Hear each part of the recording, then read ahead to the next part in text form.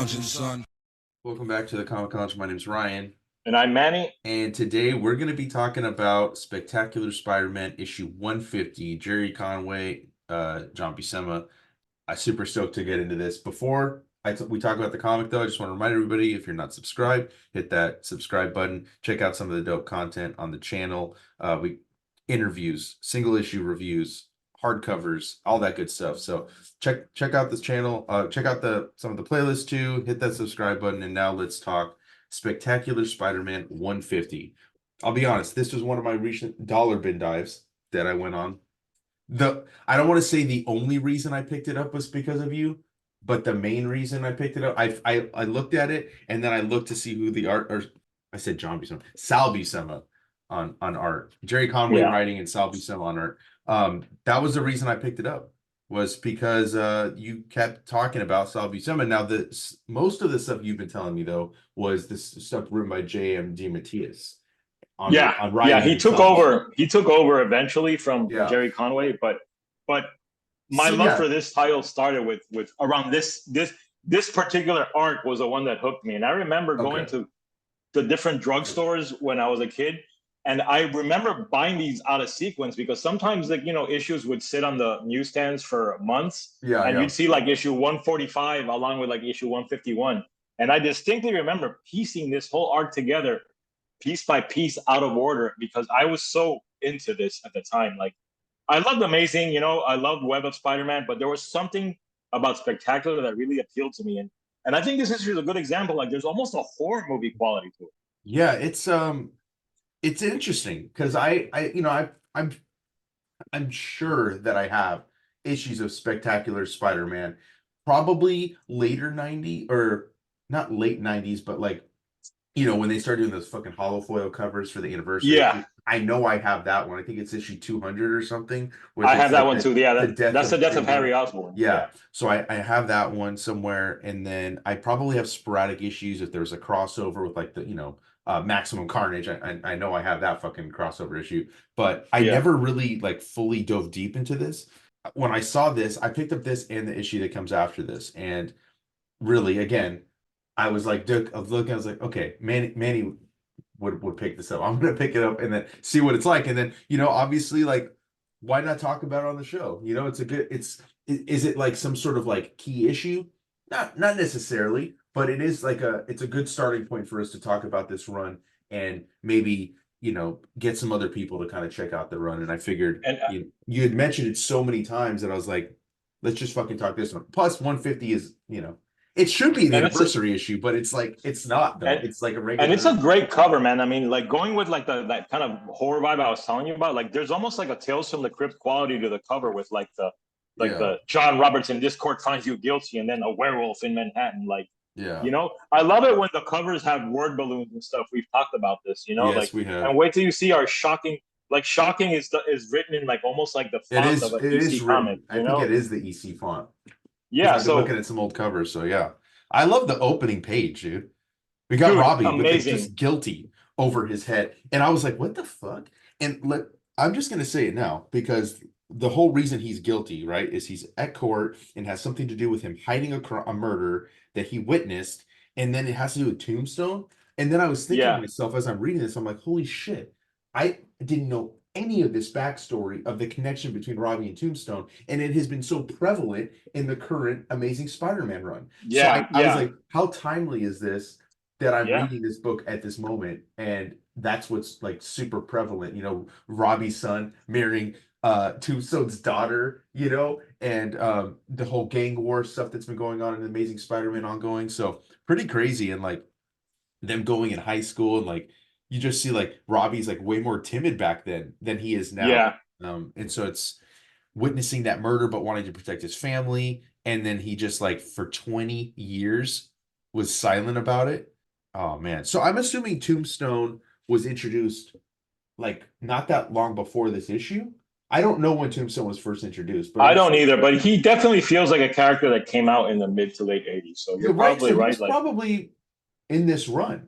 So and another call out, Sal Buscema's art is just fantastic. Dude, it's amazing. It's amazing. Underrated. I think he needs to be listed in the pantheon of great Spider-Man artists like Larson and McFarlane and Bagley, and all those guys, and and I think he's right up there. And to me, he just hit something when I was a kid, man. That I like a darkness to the way he draws these stories, like, and they're definitely like darker, more mature stories than that was going on in some of the other titles. And I think that's what appealed to me too. Is like I was getting a little older as a kid, and I was looking for more complex stories, and this kind of was hitting all those beats that I wanted. Yeah, I'm thinking like there's a call out to Spidey or Spectacular Spidey 139 through 142. So I mean, obviously it is a Tombstone story, but I probably should have just looked up the first appearance, but I'll look it up when we're done recording. But I kind of want to like talk about that first appearance now, because Tombstone was always an interesting character to me. I think like when utilized properly, he's a really great, I don't want to say just villain, because I kind of like he's complex, man. He's complex. Yeah, and also like a mob boss too. He becomes a mob boss, which I think is super interesting. And his like the fact that he whispers and stuff, like as he talks, like it's very gravelly. Like he'd be such a great adversary. I think in a Spidey I love that punch where Spidey punching Tombstone. That's like I call it like the Sal Buscema punch, because he does it a lot. Like character punching someone and the character coming at you. It's like a reoccurring image he does, and I love it, man. Yeah, it's crazy to see like Robbie just completely people turning on him. We got this fucking paparazzi taking a picture of him. His wife's fucking devastated because he's probably gonna go to prison.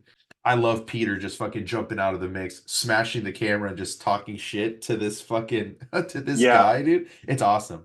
I love this Peter. I love the way that Sal draws Peter. Yes. And I love the way they wrote Peter in this period where like he was a little older, not as timid in his civilian life either, like, and really coming into his own. Like this was my Peter Parker, man. Like this is when I Gerry Conway's a great Spidey writer, he really is interesting, man. It's interesting. Like I haven't read like a ton of his Spidey. I think he does write. Obviously he's one of the great Spidey writers. He's written so many great stories, but he does write a really good Spider-Man. And this is definitely a Spidey that I don't remember reading a ton of, like this tone of the character, because I didn't read a lot of this run like you. So it was interesting to see this take and how he's a little more ballsy almost, he's a little more confidence to him, like this finger just in his face and he's just staring Jonah down. This call out to like, spider sense keeps tingling every time he's near Jonah, which is, interesting. I don't know if that's I don't remember what that's about. I'd have to reread these issues. I makes me want to, and that's telling of like, to me, when I go back and read an old comic, if and wanting to read a run, I'm only 8 pages in and I was like, fuck, dude, I gotta go pick up more. Like I almost went on eBay and was like trying to pick some up, but I'm like, I gotta stop myself. I can't fall down another rabbit hole because I've been doing it lately. And then I want to. Well, like I said, I have a lot of doubles of these. Let me go through my boxes and I'm gonna get you some, because I had 3 copies of 150 that I somehow bought in the last few years without realizing. I do that too sometimes, where I'm just like, I see it, I'm like, do I have it? Nah, I don't know for sure, but it's worth $1, so I'll buy it. Yeah. And I've been finding a lot of doubles recently. I love this shot of Spidey in the snow. I don't know what it is, but I love when the setting of the comic is with snow coming in the background. I he draws it great, man. Yeah, he does a great job. I do want to shout out the colorist Bob Sharon, who is also an OG colorist. And like the more I look at old comics and the comics really appeal to me, I see that name as a colorist. So like, I like shout out to Bob Sharon. Like mentioning the Kingpin. And so he's going to go after the Kingpin. I love this too. Like, I like when they do this at the arrows.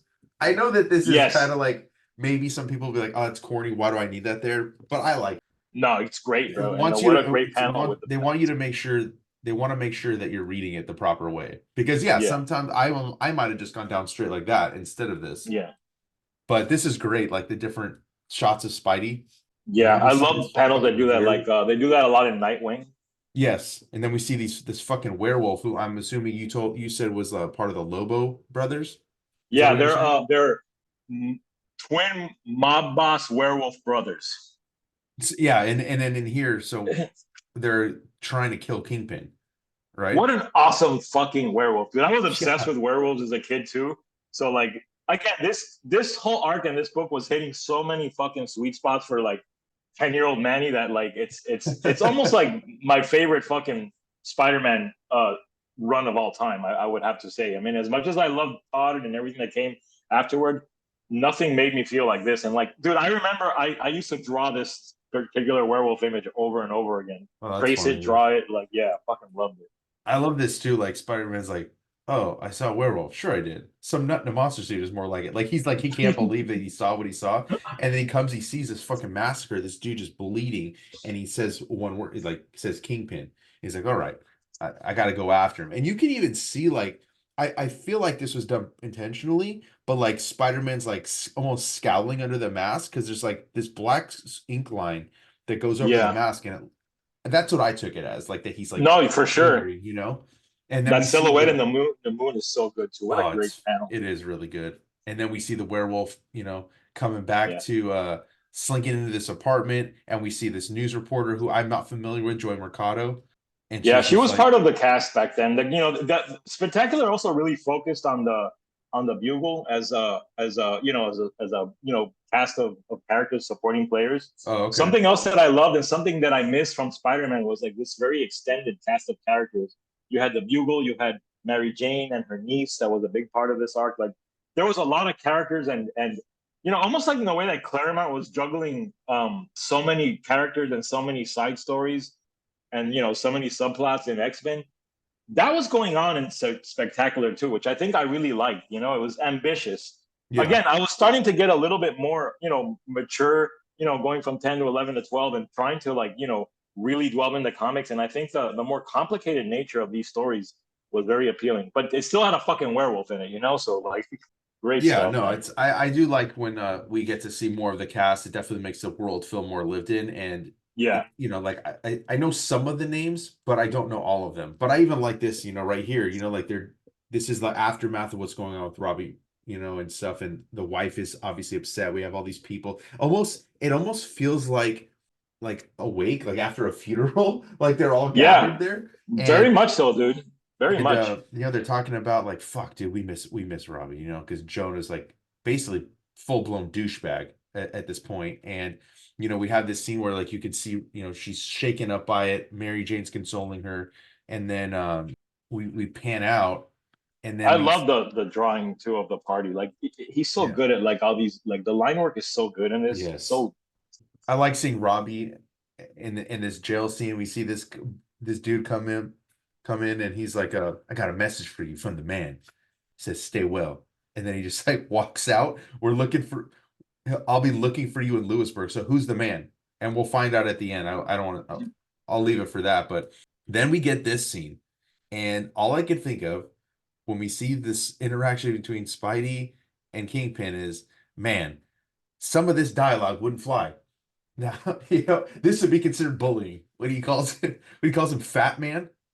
yeah. You know, I accept it, and I would have accepted it when I was younger, but I feel like they wouldn't do that now. Fat boy, he calls him. Yeah. Then he calls him, you know, make the fat man nervous. I guess I succeeded, you know, but I just thought that was kind of funny. And coming from Peter, who was a bullied person, you know. Yeah, I think I've mentioned it before that, you know, those early, you know, Stanley Ditko Spideys, Peter was a dick. Yeah, he was an asshole. But I love this, you know, like Kingpin, like he plays it cool, dude, when Spider-Man's there. But then all of a sudden he's like, all right, I need to figure out who's like coming after him. Then we get Gloria Grant, and she's waking up to one of the, you know, the Lobo Brothers, and he's like trying to manipulate her into giving some, you know, information on Kingpin. Yeah. There was a bunch of shit going on in this title, you know. Yeah, dude, there is, and that's why like I want to read more of it now. That's why like I only had so much time because we were reading multiple things for our recording session today. So I had to be like, I'll just read 151 after I'm done with the other stuff. So I'll be reading it tonight. But yeah, this is fantastic. This scene, dude, of Robbie, just like he's so confident, right? Like he's not being shaken, and the judge is like laying it down, dude. Like, you know, this is against, you know, like your integrity as a journalist, as a citizen, your profession, yourself. And then he just like, they give him the sentence, dude. 3 years. Yeah, crazy, dude. Even Peter's like, that's fucking, you know, in his head he says that's outrageous. And his wife, you know, even like saying the look on his face is like something of he's never gonna see her again. That's also heart-wrenching. And he just like, you know, he doesn't let it shake him, dude. I like this. As he's being hauled off to jail, he holds his head high. And then we see the intake of him in jail. Yeah, getting measured for his clothes, you know. Yeah. And then this. And I knew right off the bat when I saw that word balloon with the broken lines, I was like, I know exactly who that is, dude. Ah, Tombstone, dude. What a great final page, man. And again, like I love it when Preacher used to do this, and like it's something they used to do in Why the Last Man, like end on like on a splash page cliffhanger. Yes. Which always is a great technique. Again, this is a great example of the power of the page turn, man. A lost art in comics sometimes, you know, like. And then just what a great issue. It is. It's such a great issue, such a great cliffhanger. It made me want more. And more than just the only issue that I have after this. Like I want to read the stuff that preceded it. And obviously I'll pick up some stuff that comes later. But if you haven't read any of the Spectacular Spider-Man run, I hope that this episode kind of pushes you over the edge and gets you to pick up some of these, because definitely great writing, great art, fantastic comic book. So go pick it up, and make sure you like, follow, subscribe, hit that bell icon so you're notified every time a new vid drops. And on that note, we're out.